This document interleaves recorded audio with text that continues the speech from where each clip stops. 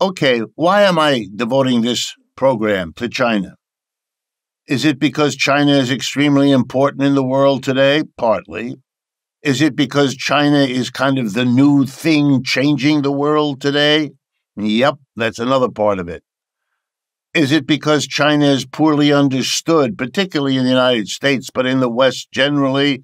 Yes, that's yet another reason. China is changing and shaking the world in ways that are going to be central to our experience for the foreseeable future. It deserves a great deal more attention than it's getting. Or to be a bit more precise, it deserves attention that is balanced, that is trying to understand what's going on, and that is not propagandistic, painting them bad so that we in the West look better by comparison. It's a childish game, it's dangerous, and it's not what we're here to do. What we're trying to do is get an overview that makes some sense. Whether you then end up supporting China, criticizing China, or some mixture, that's left to you. Okay. First of all, let's begin by saying it really is a phenomena what China has done. It deserves everyone's awesome recognition of that fact. What do I mean? Well, this is the greatest story of economic growth that we probably have in the history of the human race. Here was a country over the last 70 years, the largest by population in the world, with well over 1 billion and approaching 1.5 billion people, in unspeakable poverty as little as 70 years ago. One of the great horror stories of poverty in the world. And in those 70 years, this country has raised 1 billion or more of those people out of abject poverty and into the modern world. With that sized population, that's never been done before. If you take all of Europe together, which is 1/4 of the population of China, it took them 200 to 300 years to do something comparable to the economic growth record of China in 70 years. It is extraordinary. Many other features of China are less extraordinary. There are good things and bad things one can say about it. No one is denying that. But when it comes to economic growth, to escape from poverty, to produce a modern economic reality in terms of the production and distribution of goods and services, that goal, which is the major goal of most people on this planet and has been for the last 70 years, there's one outstanding performer and no one else comes close. That's the People's Republic of China. And whatever else you may think about or decide about this society, pretending that what I just said isn't the case is not going to make your understanding one whit better. It's going to make it worse. And how is it different and unique in still other ways? Well, it's not like the competition, for example, that the United States has with other capitalist countries. We are now competing with China, we in the United States. Western Europe and the United States on one hand, China and its allies, the so-called BRICS, on the other. These are the two great competing blocs, and I mean really competing. China outproduces the United States in many commodities. China has achieved levels of technological sophistication with which the United States really has to struggle to keep up. That's why President Biden is throwing money at semiconductor chip producers. That's why we have a 27.5% tariff against the Chinese electric vehicles, because they are the dominant electric vehicles being produced in the world today in terms of quality and price. So there's stiff competition, but it's unlike anything the United States has before, because before our competition was in other capitalist countries, Britain, France, Germany, Italy, Japan. Now the competition is with a society that doesn't call itself capitalist, that calls itself socialist, that has an enormous role for the government and one for a communist party that is clearly in charge. So that's new, and that's different, and that's going to produce different outcomes. It's also a competition not like the one the United States had with the Soviet Union. Why? Because China has, for most of the period of the last 70 years, now for more than half of it, openly welcomed capitalist enterprises to develop inside China, both those owned and operated by Chinese individuals, private capitalist enterprises, and those brought over from Western Europe, Japan, the United States. There is a private sector, roughly half the economy, and there is a state sector, the other half. This is unlike anything that existed in the relationship between the United States and the Soviet Union. So you have a peculiar relationship. There's really more collaboration between the United States and China than there ever was economically between the United States and the Soviet Union. But there's also economic competition, much more profound than existed between the United States and the Soviet Union. In other words, the Chinese experience, especially in its relationship to the United States and to the larger private capitalist world of Western Europe, North America, and Japan, is unique in many, many ways. And that has to be understood, given that China is now the second most developed and powerful influence on the world economy and might very well, before the end of this decade, be the number one shaper of world economic events. To get us to understand this extraordinary achievement and this extraordinary reality that we live in, as always, we need to do some history. And the history I'm going to be doing with you briefly in the rest of the first half of today's program is designed to get us set to understand the economics and politics of China today.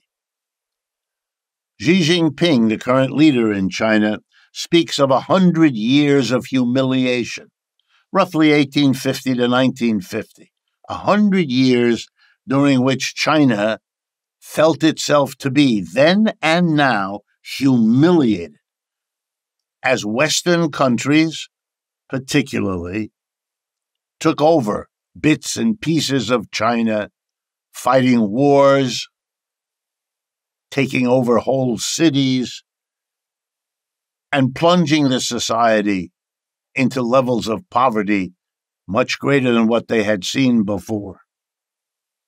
On the other hand, there never was a full colonialism. China kept its independence, unlike India or Indonesia or most of Africa and so on.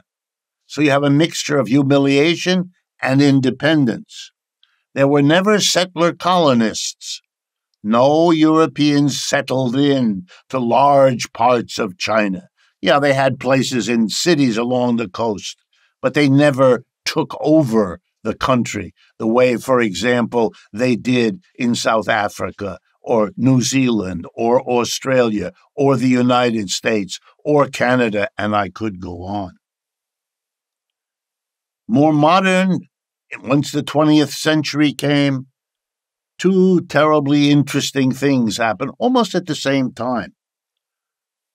A final war defeating the Chinese, known as the Boxer Rebellion, saw the Europeans come together to deal a pretty devastating blow and to show that they were the dominant power, even if they didn't settle into a colonial relationship.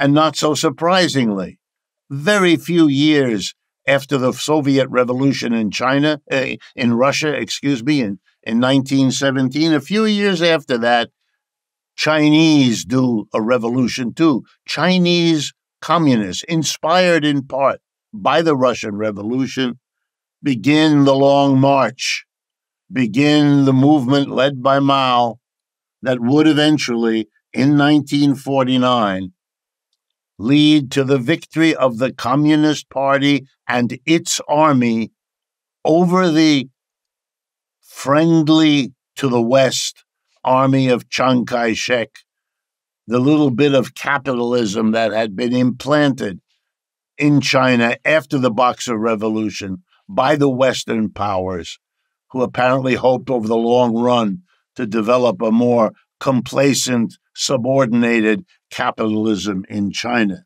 Their plans were defeated. A civil war brought the communists to victory in 1949. They were in alliance with the Soviet Union from 1949 to around 1960. Then the Soviet Union and China split with bitter, difficult, even occasionally military conflict between them. The Chinese then undertook a development of their own, different from the Soviets in Russia. Yes, socialism has many forms, and for the last 60 years, China has gone its own way to produce its own distinctive version of socialism or communism, depending on which word you think fits better. And it's in these last 60 years, and particularly in the last 40 or so, that the achievements with which I began today's program were made. It became a powerful country. It became a socialism with Chinese characteristics. I'm about to go in them as soon as we go to the second half of today's program. But I want to stress that it was against the humiliation of those 100 years that the Chinese undertook to prioritize becoming once again the unhumiliatable, powerful enough, rich enough, productive enough to not be humiliated by the West again. That is their central theme, and that they have achieved. And now we're going to turn to the economics and the politics of this remarkable phenomenon. First, the economics of the last 30 to 40 years. Economic growth has been nothing short of stupendous. If we use the measure known as GDP, gross domestic product, a rough measure of the total output of goods and services in a year, then for most of the last 25 years, if you rank the countries of the world according to how much they were able to grow their total output, to grow the wealth they were able to produce, then number one on that list, year in and year out, was the People's Republic of China. No one else has a record even close to that. Remarkable as the last few years are of economic development in India, in terms of the long flow of years, not close to what the Chinese did. And let me be clear, it's not just that the growth of output is number one. Raising the average wage of their people was equally stupendous. It's gone up between 4 and 5 times in 40 years. Let me compare that with the United States' level of wages, real wages we call them, adjusted for prices, where the Chinese quadrupled or better the wages people actually got, the real wage of goods and services they could consume. The real wage in the United States went up, 10 to 20%. 400 to 500% in China, 10 to 20%. Again, understand, not even close. If you want to understand the satisfaction of the Chinese working class with its experience, there it is, a level of economic well-being achieved in record time, the likes of which have never been seen in the world before. Even taking into account spectacular growth that had existed in the United States in the late 19th and early 20th century, or in Japan at the end of the 19th century, or Germany. The Chinese outrank them all. The role of China in world trade, unbelievable. It became the manufacturing center for the whole world in this period.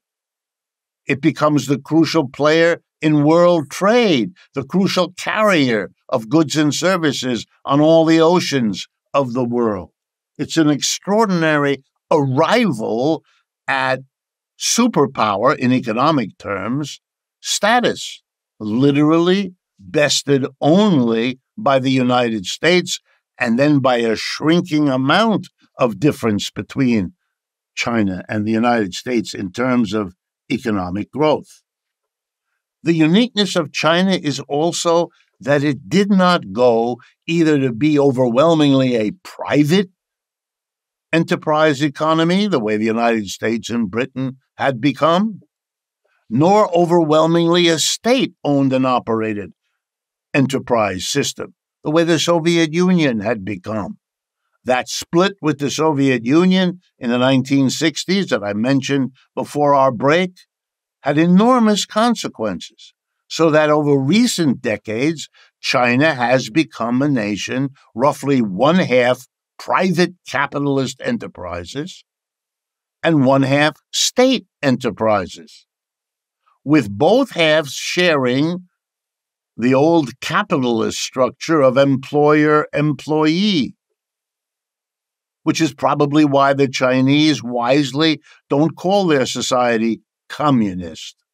The name of the party is communist, but what it has achieved, they call socialism, something that is more and different from capitalism, but not yet communism, which is rather an interesting way of understanding how China literally redefines what the words mean by the way it has chosen to develop. I want to mention some of the things that are distinctive about China because they follow from the way they've organized their economy, whereas in Western treatments, they're often dealt with as though they show that the Chinese are fumbling or bumbling or making mistakes. Let me give you some examples. In China, because the economy is planned by the government and by the Communist Party that shapes the government, they build housing before people need it. So if you see a photograph of areas of some city where there are lots of apartment buildings that are empty, this is not because they don't know what they're doing or they're making mistakes. They plan their economic growth. Where they want the city to be, how big it will be, is all done in relationship to the rest of the society's growth. So they build before people need it, so when they can, people can then move from wherever they are into waiting apartments that are all set for them. You may not like the outcome, that's another question. But it's not a mistake or it's not a flaw. It's the way they organize things. Likewise, they have managed to move hundreds of millions of people out of the rural agricultural parts of China to the urban industrial. Modern industrialization took centuries in Europe. It took a century or two in the United States. It took 30 to 40 years in China. And they moved a larger population that was in a more backward agriculture into modern industry. A transformation that could have and should have and would have exploded other societies because of the tensions and the difficulties and the pain of social change. They managed all that to become what they are today. Again, full of mistakes along the way? Of course. Dead ends, trials, errors, but achievements that have to be recognized in what has been produced at the end. They really ended mass poverty and have been recognized by the United Nations for having done that. Again, all kinds of frictions and problems, for sure. But ending poverty is no minor achievement in a world which still has vast amounts of it on all the continents remaining. And then finally, they committed themselves, after they had developed the basic industrial modern society, they targeted the United States as their model to surpass, as their model to overcome. And that they have worked ceaselessly to do, so that they are the place where the best modern electric vehicles are produced.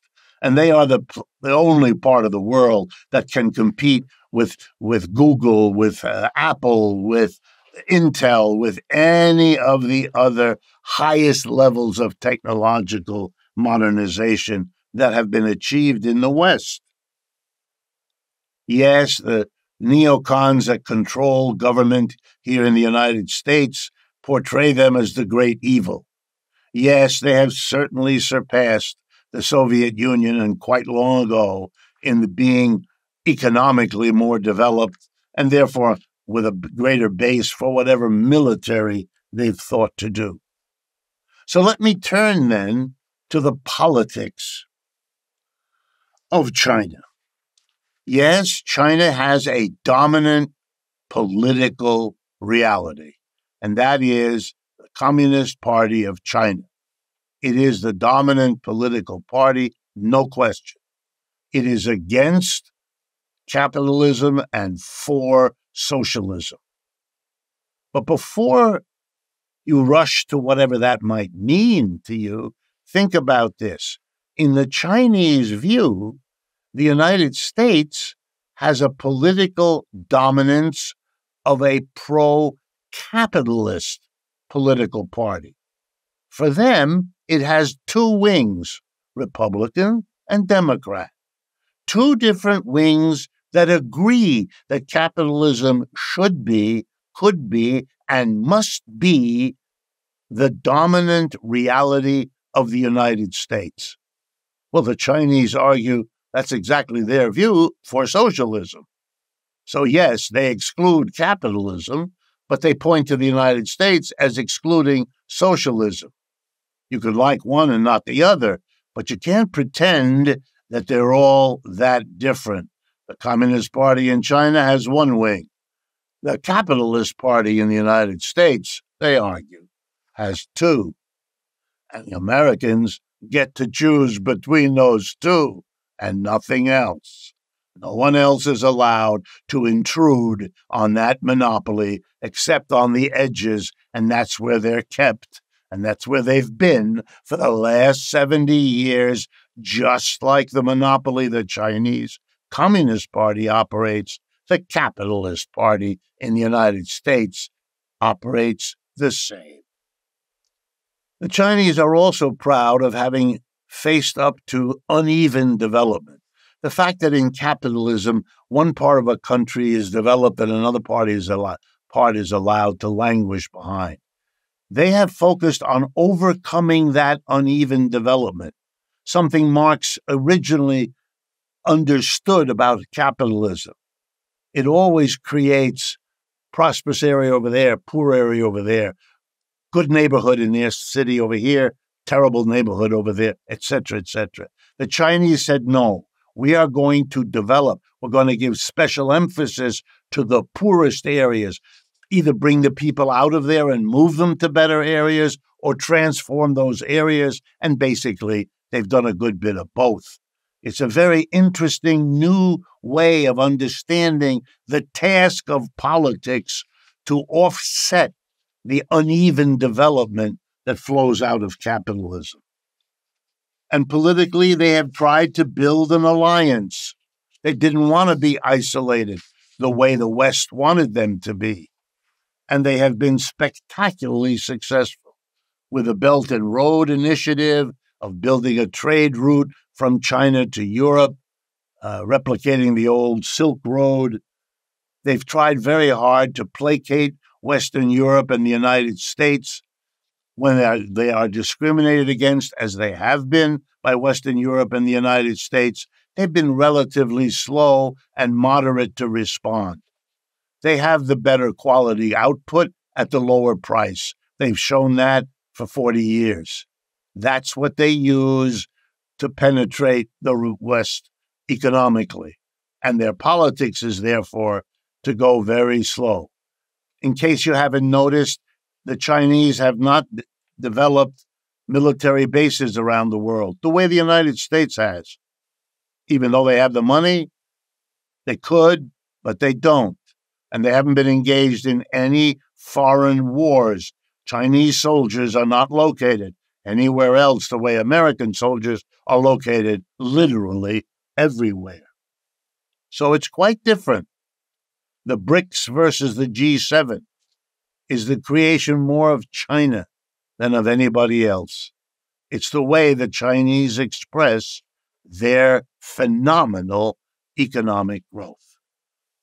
Finally, the future. Well, there are two futures that China has laying before it, and they will probably decide more than anybody else, even though the whole world will play a role. They will decide between these two roads, and that's what's going on now, and that's what we're going to be living through in the years to come. Road number one, China becomes the new hegemonic empire. Just as we saw the rise and fall of the Roman Empire, the Greek Empire, the Persian Empire, the Ottoman Empire, and all the others. And more recently, the British Empire in the 18th and 19th century, and the American Empire over the last century. China may become, that's one option, the new empire. But there's an alternative, and the Chinese talk about it. To not do it again, not have another empire. Say goodbye to the history of empire after empire. Maybe the BRICS could become not the empire of one country, but for the first time, a global collective alternative for organizing human society. It's been a dream. That's why it was called the League of Nations or the United Nations. The Chinese may make that dream a reality. The idea of not another empire, of a collective community of nations being the next phase of human history, is an idea that inspired the League of Nations and the United Nations. But maybe now we actually have it if the Chinese were to go in the direction outlined by BRICS of doing this collectively rather than one country like the United States. The United States dominates the G7 in a way the Chinese do not yet dominate the BRICS. Those are the two roads into the future that China is now deciding between.